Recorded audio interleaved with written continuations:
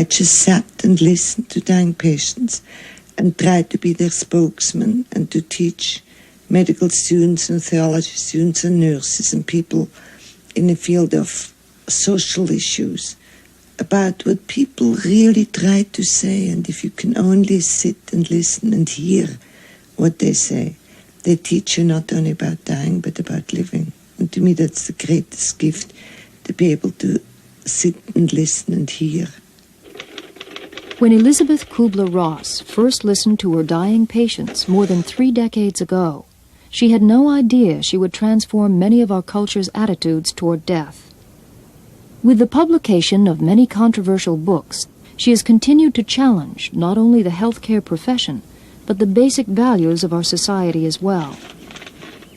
A doctor and trained psychiatrist, Elisabeth Kubler-Ross has spent the last 20 years fighting what she calls the last and greatest taboo of the Western world, our fears of death and dying. With extraordinary sensitivity, she learned to let dying people speak for themselves. At the medical school in Switzerland, we didn't have courses on the care of dying patients or interviewing patients who are beyond medical help. But as soon as you graduate in Switzerland, you go and take over a country practice usually. And the first week I had terminally ill patients, and I had to sit with them and listen to them. And so I used to make my rounds. I had a whole valley with 7 villages, and I was the only physician. So you could not just pass the buck. You took care of everybody and everything. And I used to make my rounds, and then I would go to see my dying patients at the end of the day. And I had all the time in the world. And they really became my teachers, and I loved it. So it, already was the beginning of my interest in caring for dying patients.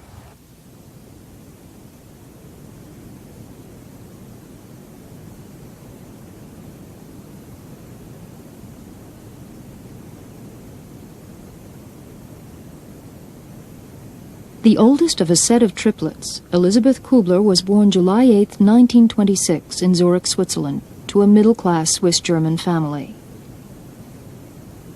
Always dressed like her sisters, Elisabeth began as a young child to struggle for her own identity. While training as a lab technician, in 1945 she interrupted her apprenticeship to join in relief work in post-war Europe. There she helped rebuild schools and clinics, and discovered people sought her out for comfort and assistance. After working at a small clinic in Poland, Elisabeth visited Majdanek, a nearby concentration camp, to view the aftermath of the tragedy for herself. Returning to Switzerland, she became a doctor in 1957. She married a medical student and joined him in America. Do you understand what dying patients teach you about life and living? Today, in workshops, seminars, and lectures around the world, Dr. Kubler-Ross inspires all who come to listen. She is dedicated not only to helping us face death with dignity, but also to helping us live each stage of life more fully. This Nova takes us on an intimate journey with Elisabeth Kubler-Ross as she shares with us her life's work. They will share with you not only that they know they're dying, they will share with you when they're dying. They will share with you from whom they need help. They will share with you when they need help. And they will share with you what it is specifically that you can do for them so they can die with peace and without fear and without anguish. Everybody knows that there is no such a thing as immortality. But nevertheless, if you get a verdict, it's something quite different.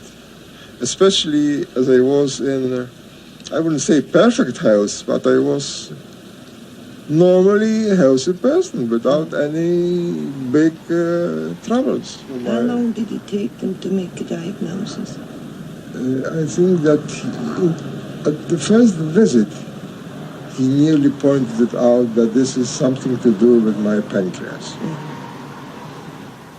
And this shows you that the end is close. What is the most frightening part of it? The most frightening part was that I have to leave them unprepared. Because nobody can prepare himself, nobody can prepare everybody else for this. It was sad. Yes. But after a while, you live with this thought that this is the end, that's all. You lived a nice life. You brought up a family, which I'm proud of. Your job is done. Finito. Suddenly people realize that all the things they treasured they can't take with them. And they look back at their life and they say, God, I made a good living, but I've never really lived. And then all their regrets, all the fears, all the guilt, all the shame comes to the surface. And if you help these people externalize it and let it go, they can literally die with peace and dignity. The sad thing is that people do that at the end of their life, that they re-evaluate their values and their variables. So your family is really your main support system and your main strength. Also not the big strength, the only strength. This is the only thing which keeps me, because I will tell you the truth. I thought of suicide. Because you feel the pain and the physical agony. Yes, and I knew that there is no way out. I will be a crippled man with the pain and nothing to relieve it, and ultimately going to stronger and stronger medicine, which keep me completely disorientated. It is not necessary to turn dying into a nightmare. But on the other hand, it diminishes my art of thinking. I cannot concentrate. I cannot do those things which I was preparing myself to do after my retirement. It is almost an expression of your anger and resentment why this is happening to you now when you're finally retired and could do all these things. Maybe. Look here, That's Doctor. how I see it. This is my problem. What to do with this spare time? I kept myself looking at the clock, which is horrible. This is 4:35, this is 4:40, 4:50. Mm-hmm. This is horrible. I have to supply my 24 hours a day with some meaningful things. You can only do that when you're able to get rid of your anger and anguish and resentment. Once you empty that pool of all that repressed anger, then you can start living fully. I mean, live fully, not long, but fully. This is what I'm constantly repeating to him, that as long as I have my power and my energy, I will do everything to help him to live and to be strong. Will I spend the rest of my life looking at the watch? That is what the art of medicine is all about, is to teach people to live until they die and to live fully.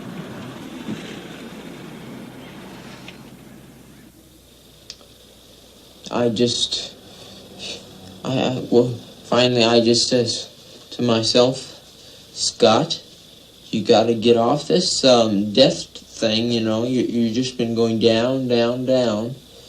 You got to live. You can't, just make the decision and like the doctor said and just, float down and finally die. And did you ever experience any real rage and anger about all this? I used to just sit in my room, why me? It was a question, I just finally said to myself, Scott, you're either going to have to die or live. And I mean, not just like I was in bed. In between. You're going to have to really live. After that last operation, when I finally woke up, I says, no way am I ever going back there again. We have perfected the most sophisticated machines to keep bodies functioning. We never ask the permission of the patient. Is that really what they want? To me, that's a terrible dehumanization of the experience of dying. We have become experts at keeping people alive because our approach to life is so completely materialistic.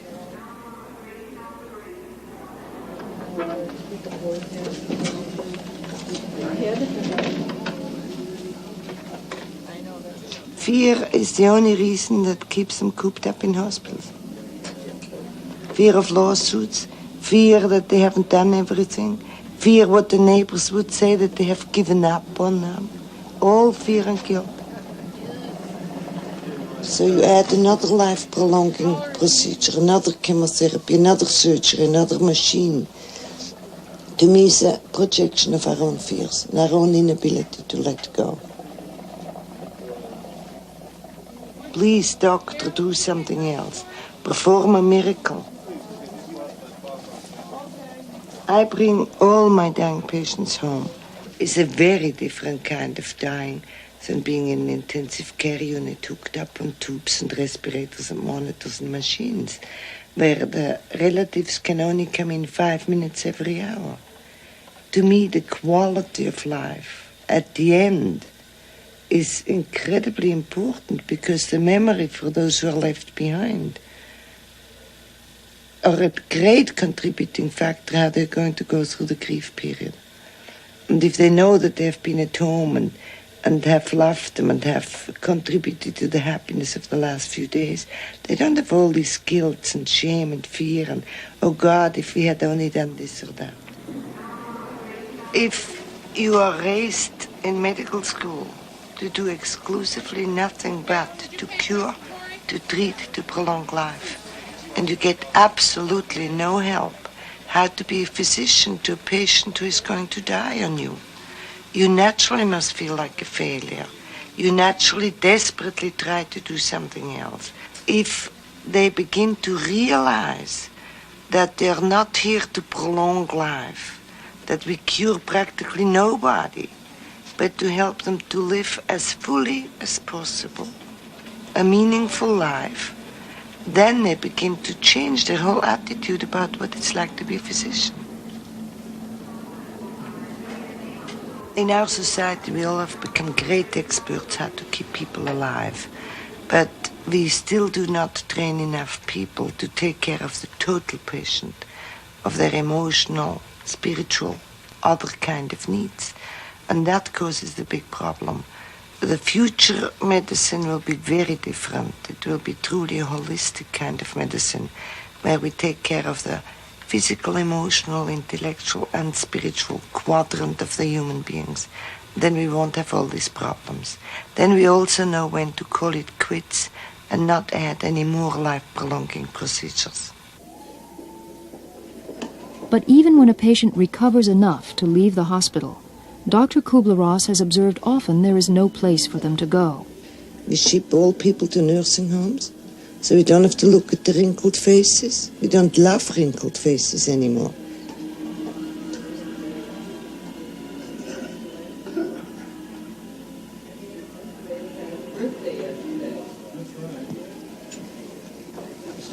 Our society has created an environment where productivity is God. When you're no longer young, no longer pretty, no longer productive, what's left is, I call that the garbage pile. The nursing homes, the places where nobody wants you. And that's the tragedy, I think, of our society. Medical clerk, Ron June, 3767.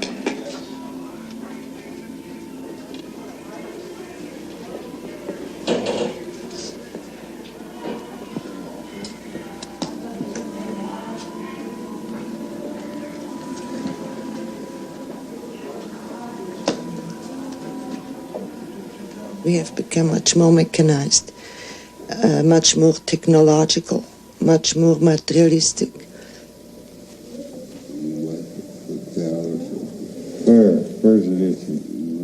We spent $6 billion in the United States alone to erase those gorgeous wrinkles.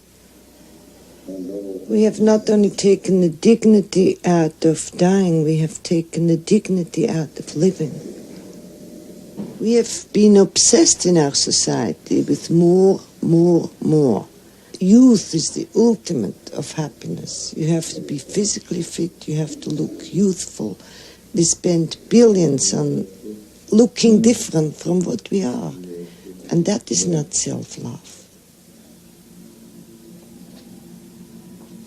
All illness or ill health or aging is like it's a disgrace. It doesn't fit into the ultimate dream of what life is supposed to be like. You cover a gravesite with artificial green grass. You put makeup on a corpse and rouge and lipstick and eye blue and stuff to make them look like they're only asleep. It's all phony. People live this way and they prepare them this way even after death. And that should not surprise us then that dying patients are viewed with a sense of horror and dishonesty and total lack of openness. If we could raise another generation without all these artificial fears that we are given as children by the grown-ups, people would never be afraid of death and dying, and they wouldn't be afraid of living. Dr. Kubler-Ross travels continually, spending more time in the air than many airplane pilots. Her message has reached thousands of people, not just in the United States, but in Europe, South America, and Australia. Wherever she goes, she is met by patients, relatives, students, nurses, and social workers. Her work is supported by the proceeds of her best-selling books and lecture tours, so she never has to charge her patients. Well, normally I have to get up at 5, fix a cup of coffee, take a plane at 7, usually miss my meals. Then I have an evening lecture, and then I see patients till 2, 3 in the morning, and then I sleep a few hours. And then I catch a plane again to the next place. So I can plant as many seeds with my lectures as possible. I eat very little. But you see, I believe that nothing can harm you if you don't let it, so.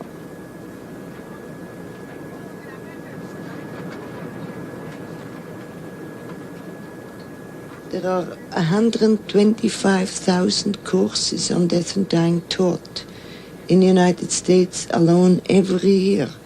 10 years ago, I was totally alone. When I started this work, I was very much hated for sitting with dying patients and making the hospital famous for dying patients. And a decade later, I received so many doctor degrees, I can't even count them.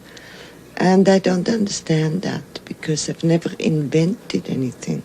I've never done anything except sit with people and listen to them and hear them. The most frustrating thing for you right now is that you can't speak well.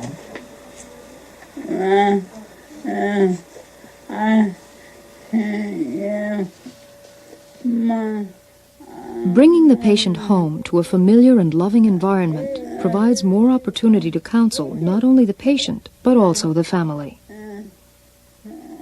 Dr. Kubler-Ross believes that giving the final days of a loved one to their family significantly helps relatives cope with their grief. She knows that she's going to die, but the process is taking a long time. And what is it that she's supposed to be learning through such a long process? If you can regard this as a challenge and not as a threat or a punishment or something negative, but as a real challenge, like you're able to communicate with her all the time, you can learn to communicate like this with your husband and with your children and with me. And that's not so difficult. You know, as long as we don't fake it, That we understand you when we really don't. That is also a lesson for us. And then they have to learn to read your needs and your wants. And then it's their gift to find out what it is that you want. The one thing Mother wanted to ask you, and the thing that bothers her, is that she feels that since she's unable to use her body, what purpose is she serving? And she feels like for anybody to live, they should have some purpose in life, and she can't see what her purpose is now. Yeah. Do you think it's more important to run around the house using the broom and cleaning windows?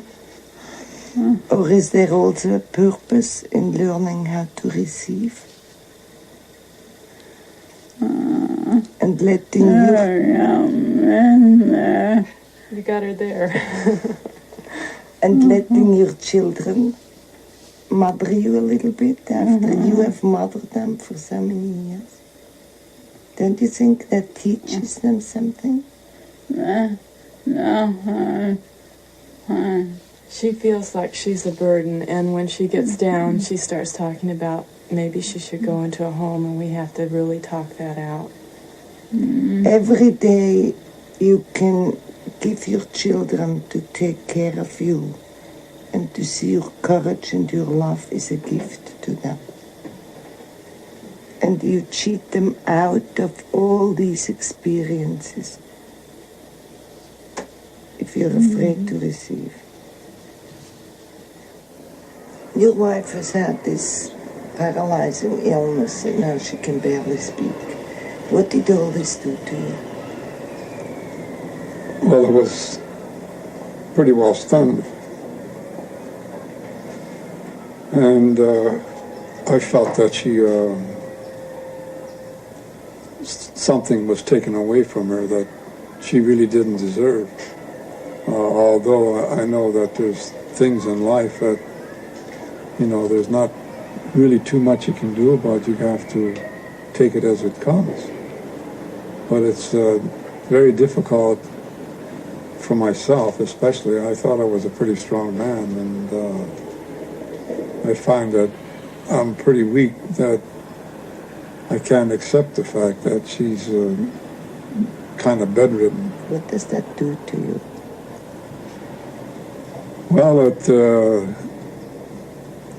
kind of destroyed a lot of hope that I always had in my mind, that we would continue enjoying life like this for forever. And as a result, it's a dwindling situation, and I'm falling apart with it. What do you mean by falling apart? Well, I just can't seem to reach out there and grab her hand and work with her to do things that we love to do together.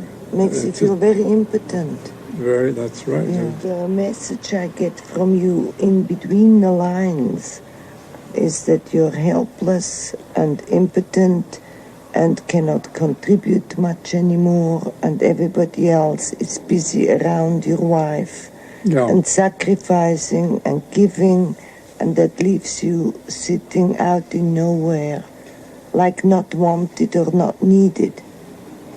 Well, that's just about the way I feel right now. I can go in there and sit down next to her, and there's not much I can do for her.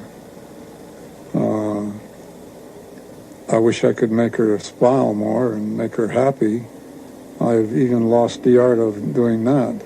Depression has creeped into me quite heavily, and I'm sorry to say that I always thought I was a strong enough person, but I evidently am not. I've become pretty weakened because of this situation, and now's the time for me to become very strong. You can do a lot of things for her. You can be her hands. Yeah, you can read for her. She can't even turn the pages anymore. No, you can do all these things for her. People usually wait until somebody's dead or is dying before they review their relationship with them. You don't really say, the things you would say today if you would know that this is the last time you see them. I don't know if you're aware of that poem of the young woman who wrote to Vietnam to a boyfriend. Do you remember when I spilled blueberry pie over your brand new car rug? I thought you were going to kill me, but you didn't. Do you remember when I tried to make you jealous and I went out with your best boyfriend and I thought you certainly leave me, but you didn't? Do you remember when I insisted we go to the dance and you wanted to stay home? I did talk you into it and I forgot to tell you that it was formal. And you showed up in blue jeans. I thought you were going to kill me, but you didn't. And it goes on, and then the last line is, I wanted to tell you all this when you came back from Vietnam, but you didn't. That's unfinished business. For parents of terminally ill children, unfinished business is sometimes overwhelming. Most parents make it difficult for children to die because it is dreadfully, dreadfully difficult for them. And it is very hard for a parent, for any natural, normal parent, to face the reality of the death of a child. Okay. How long has your brother been sick, Deborah? Since we've lived in a house. Mm-hmm. Has that been a very long time? How did it all start? 'Cause he had a brain tumor. And then he was operated on? Oh, she... Yeah, and then he had to have radiation. Mm-hmm. Yeah. You got it out? Yeah. Okay. You want me to put him on? Oh, yeah, put his arm up.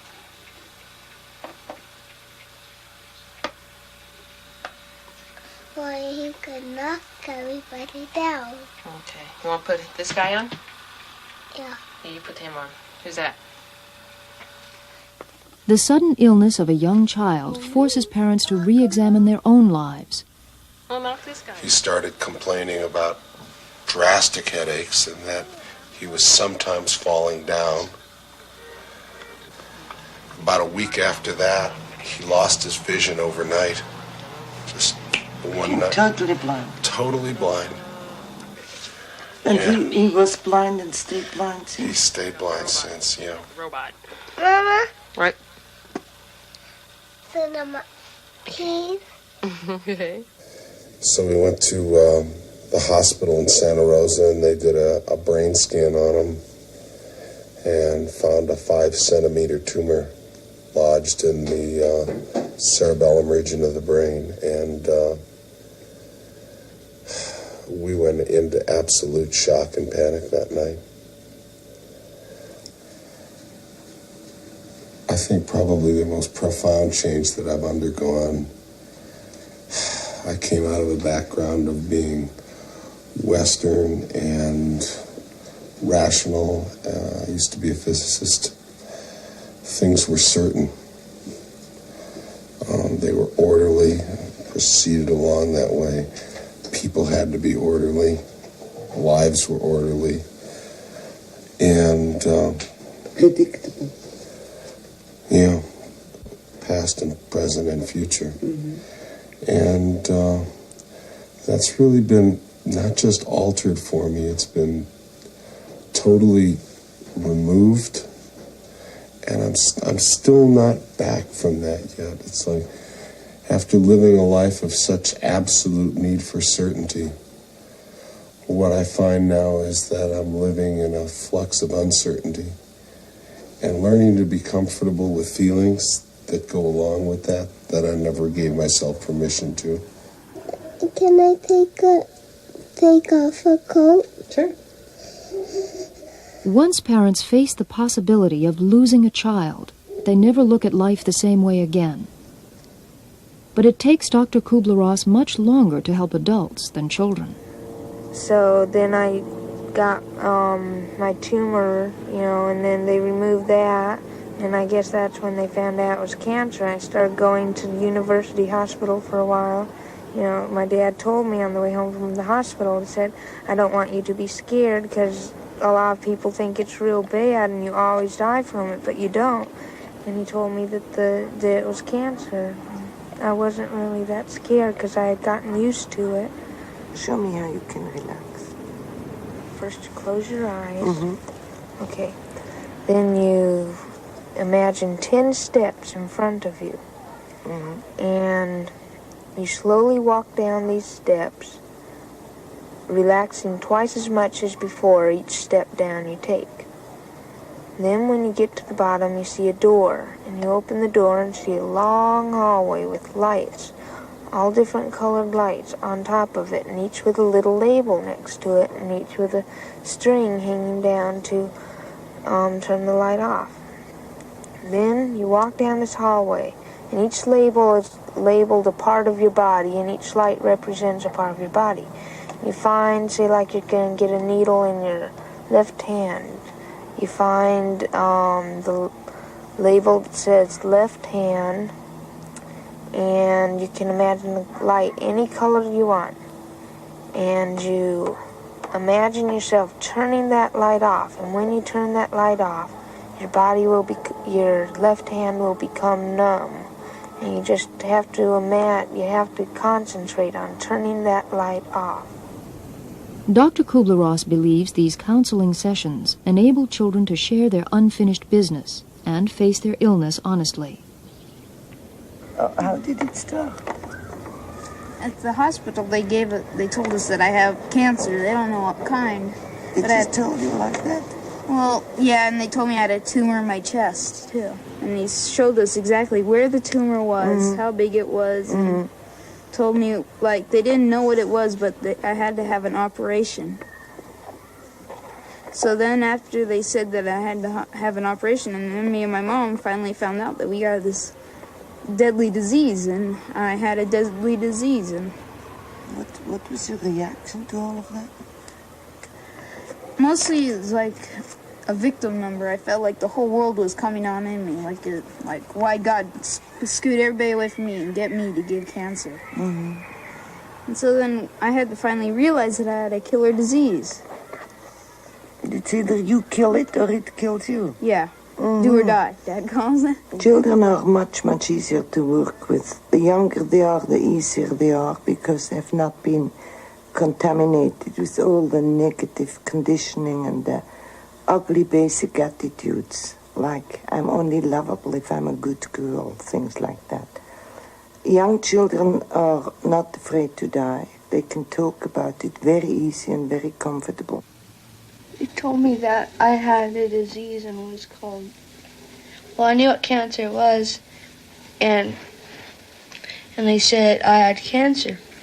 And I didn't feel it really that much bad because I never knew what it did that bad. Where did they tell it to you? After I did a couple of treatments and I saw how bad it could get, I felt real surely that I was going to die. What does death mean to you, Keith? Like death? What does death mean to me?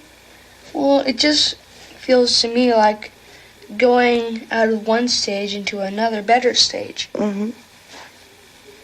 And, well, I knew if I would die, I'd go up to heaven, but I was thinking to myself, I'd miss my mom, miss my dad, miss all my friends, my brother. Do you still feel that way? No, not that much. I feel bad sometimes because I can't play football. Yes. That's my favorite sport. I used to play that all the time. Yeah. Did you learn anything out of this experience, out of having cancer? Learn anything out of it?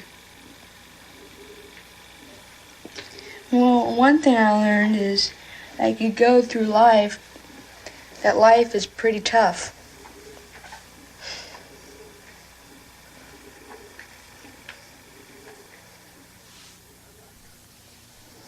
What was your reaction when you heard that your brother had cancer or might be dying? I just thought, once you get cancer, you're dead. There's no hope for you. Yeah.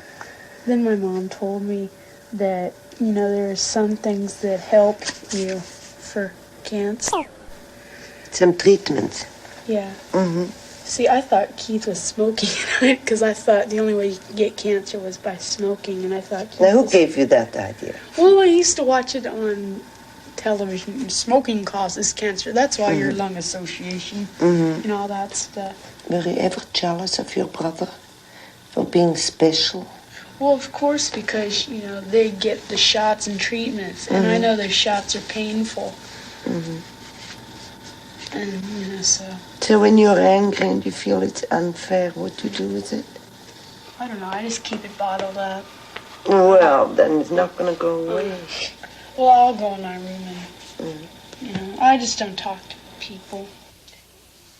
Keith was diagnosed in April of 78, in April of 1978, with Ewing sarcoma, which is a bone cancer. Yeah. Were you honest with your child at the beginning? Did you tell him what was wrong with him? I told Peggy, and I said, let's tell. We should tell him. Peggy agreed, and so we told him. And right away he got upset. And he said, oh, you know, cancer, you know, you die from cancer. And I said, well, that's true. I said, but wait a minute. I said, there are thousands of people that have cancer, you know, that are still living. That's right. And they're doing great, you know. And I said, and that's how we're going to deal with this. We're going to fight this thing. We're going to beat it. And Wonderful. Just and like a game, just like a also football included. game. Oh, he was right there. Right. Yes. So the four of you did that together. Right. Yes. Fabulous. Right. You have to be so fair between the boys at all times. Once in a while, Kurt, the sibling, why does Keith get everything? Why does, you know, well, because, you know, he's sick. Do you want his sickness? You know, no. And, you know, when you explain it to him like that, How you know. did you cope with the diagnosis at the beginning? How did I cope with it? I don't know. I think, and it was really funny, you know, like geez, I have all these things to do. For what? You know, I didn't know. And I just kept saying... That was your way of coping with the shock? That must have been. I don't know. You know, but you shared everything. You do something with your head. You say, well, you're going to just put all this bad stuff aside and just work with the good. I think we all play act for the doctors. We don't want them to really know. We want them to feel that we are keeping together and we are perfect, and we really aren't. You call that strong, and it's not natural. That's right. The natural thing would be to cry and That's to sob right. and to share your tears and say, God, it's difficult. We hoped it wouldn't be true. And to cry together and not have to play a game. Dr. Kubler-Ross uses the interpretation of spontaneous drawings to help patients and relatives reveal their true feelings. She gives them 5 minutes to draw anything they like using colored crayons. She then interprets the drawings based on the choice of colors and the selection and placement of objects on the page.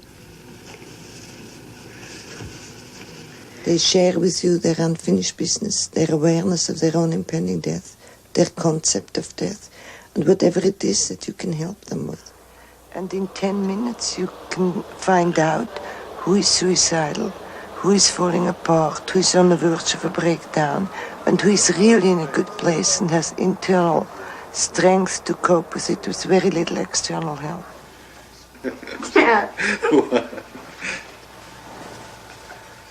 She openly analyzes each picture with each person.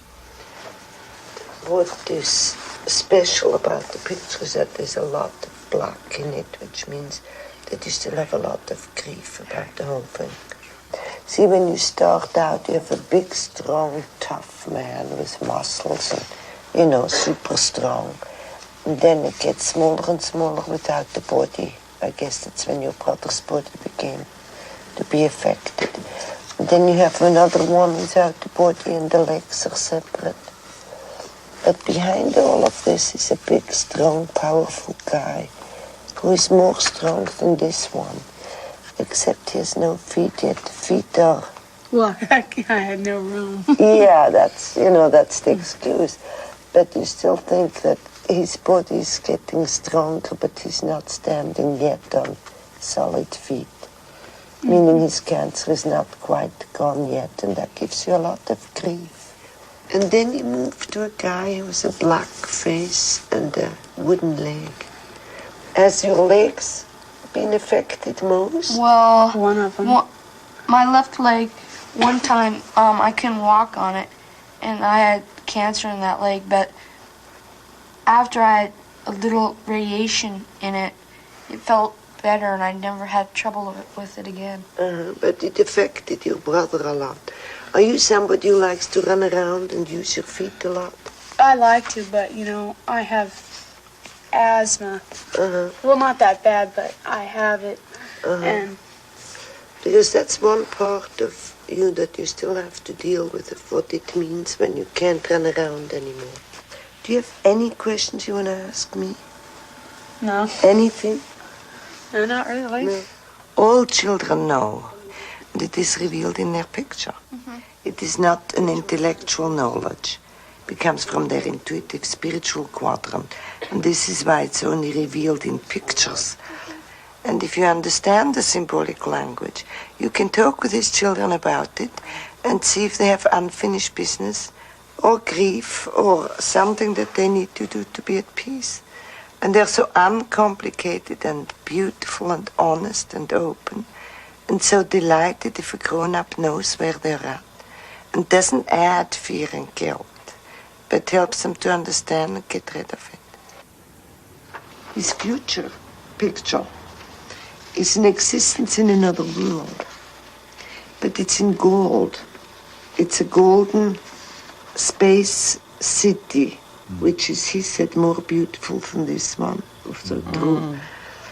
This is the most important, that he knows that he can always be in touch with planet Earth and the people on planet Earth.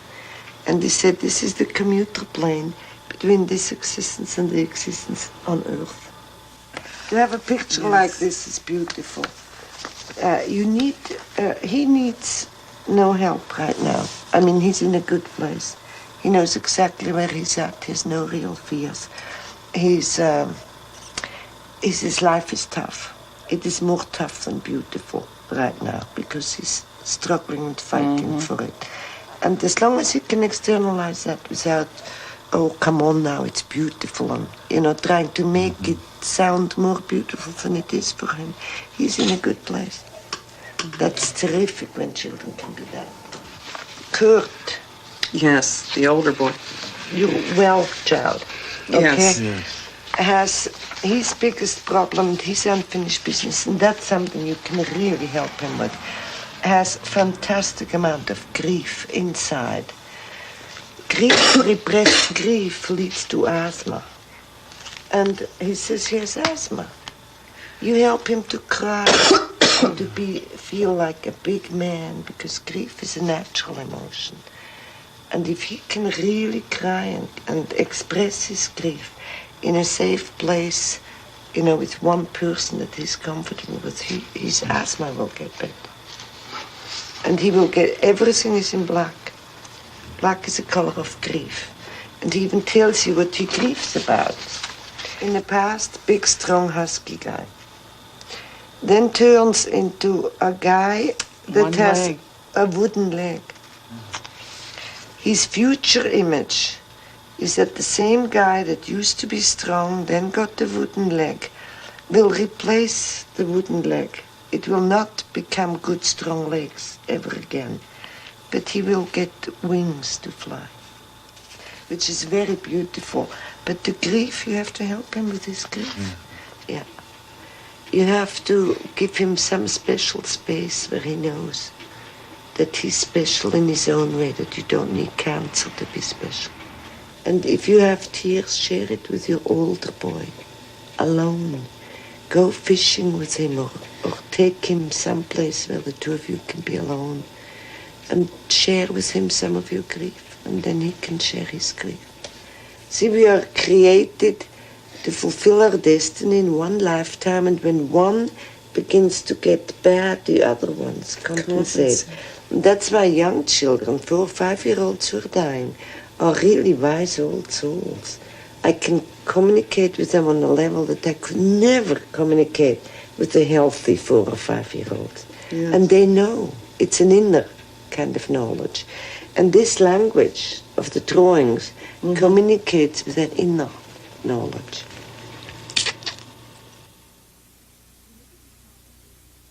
Elisabeth found the hills of Southern California most reminiscent of her beloved Swiss countryside and chose Escondido for her home.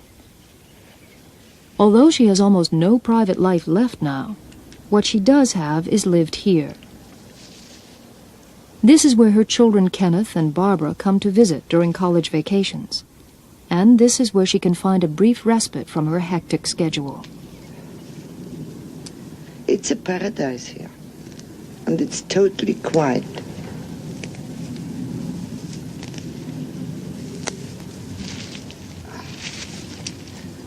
You know, it's like living at the end of the world on top of a mountain. A little bit like Switzerland, except Switzerland has a totally different climate. She insists on answering all her letters herself. There is a backlog of thousands piled up in boxes, labeled super urgent, very urgent, urgent, and not so urgent.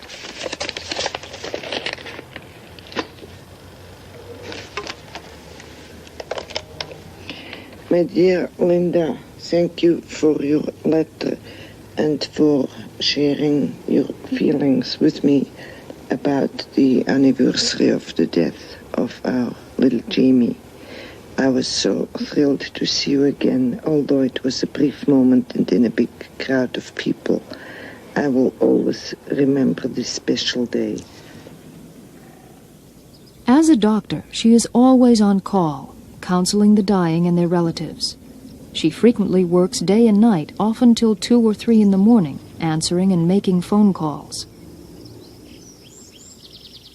Dr. Kubler-Ross has come to believe that the dehumanization of death and dying in the 20th century has grown out of a belief system in Western culture that pervades our attitudes toward life. In the West, we raise our children in a very peculiar, unnatural way. We teach them literally to suppress all their natural emotions. The values are very peculiar. You know, academic standards, you have to be pretty, you have to be healthy, you have to be rich, you have to have a great education. Internal values are never even mentioned. And when it comes to dying, all the negative conditioning will be remobilized. And we end up making an incredible tragedy out of it. Instead of being able to look at life as a challenge, we look at it as a threat. Instead of at the end of life celebrating all the things that we have been able to share and to give and to receive, we mourn the loss and we drown ourselves in self-pity. And all great moments we in a way turn into tragedies. Hospitals and institutions are terribly impersonal, and it's not the place for a child if you can avoid it. The very least we can do for our children when they're dying is to bring them home into their own familiar environment with their toys, their pets, their families, their own thing in their own bed, naturally. I had a 9-year-old boy who had leukemia for 6 years, and during his last hospitalization, he was very much at the end of his life. A young physician recommended another experimental chemotherapy. And I asked the parents if they had asked this little boy for his opinion about it. And they loved him enough to really consider his opinion, and he said, no, thank you. So we took him home, and he asked for me to come along with him, and I told him I had very little time, I can't go home with all my children. He said, don't worry, it only takes 10 minutes. And as we drove into the garage, there were 2 hooks with a brand new, unused bicycle hanging there.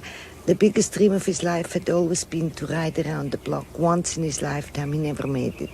So he asked his father to take the bicycle down with tears in his eyes and in the father's eyes too. He asked for the father to put the training wheels on.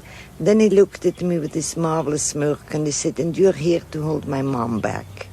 Because mom wanted to pick him up and lift him up and hold him and run around the block. And she would have cheated him out of his greatest victory in life. When he came back, he was beaming like he won a gold medal. And then he said, very matter-of-factly, take the training wheels off and bring it to my room. And he looked at me and said, you can go home now. That was the last time I saw him. 2 weeks later, his first grade brother had a birthday. And he told us that his brother gave him the bicycle as a gift to him, told him that he would not be around anymore on his birthday. He wanted the pleasure of giving it to him. And he said, you can have it under one condition, that you never use those damn training wheels. And to me, it's a marvelous example of parents who love a child unconditionally and can listen. They have the memory of this triumphant ride around the block instead of adding another treatment, and he would be nauseated and sick, and he would be in intensive care unit. And the memory would be very painful, and now they have a very happy memory of having made it possible for their little boy to have his great victory.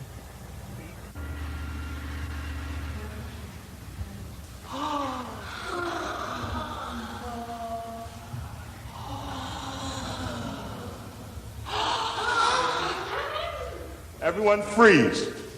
We're going to the bottom of the ocean, and we're going to feel this water all around our bodies. If we would raise the next generation of children with unconditional love and firm, consistent discipline, not punishment, but discipline is a learning experience, and would really understand what unconditional love is, those children would never be afraid of life, nor of death, and we would never have to make films and write books about that sometime. Most of us were raised, I love you if. I love you if. I love you if you bring good grades home. I would love you if you make it through high school. Boy, would I love you if you go through college. Oh, would I love you if I could say my son the doctor. And we raise a generation of prostitutes. They prostitute themselves with good grades, with achievements, with honors, with degrees, and they literally end up believing that you can buy love with good behavior or rewards or whatever. And then they marry somebody who says, I love you if you buy me a mink coat. Next year it will be a sable coat. When you wake up... The lessons Dr. Kubler-Ross began learning many years ago today form the foundation of a philosophy for living. She believes that healthy children like these can be spared the fears most adults have experienced if they're given a chance to be brought up in an atmosphere of unconditional love. But the people most likely to turn to the work of Elisabeth Kubler-Ross are not just the future generation, but the elderly of today. If we could combine our nursing homes with a daycare center for toddlers of working parents, toddlers would grow up again loving old wrinkled faces. And the old people would be loved and hugged and could spoil somebody and could tell them stories about good old England or wherever they grew up. And they would feel wanted and needed. And the next generation would have far less problems than we have now. Shelley, Yes. Can I put my picture on here? When you finish. Let's make put your picture on the Aging, for people like these, can be a fulfilling and rewarding experience when embraced without fear. Yeah, that guy, you give him cream cheese and he says, you want a bagel? Yeah, but To further her dreams, Dr. Kubler-Ross has created a non-profit foundation called Shanti Nilaya, a Sanskrit word which means home of peace. Especially in our city. You want to put your feet down, we'll move you in. Fight to the end. From that center in California, she coordinates an international network of people who participate in her various seminars, lectures, and workshops. the man is coming. Oh, how do you Drop his know? food. That's what they say. Her ambition at each session is to create an atmosphere of unconditional love and sharing, which can help participants live their lives, however long, to the fullest. How's she doing? Mrs.